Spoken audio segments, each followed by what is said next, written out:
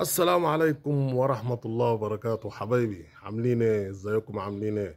تمام الحمد لله كويسين. آه، مشكلة الاتحاد السكندري ونادي الاسماعيلي او اغلب المشاكل في الاندية الشعبية، اللي معاه فلوس لما بينتخب وبيجي يمسك النادي بيبقى لوحده.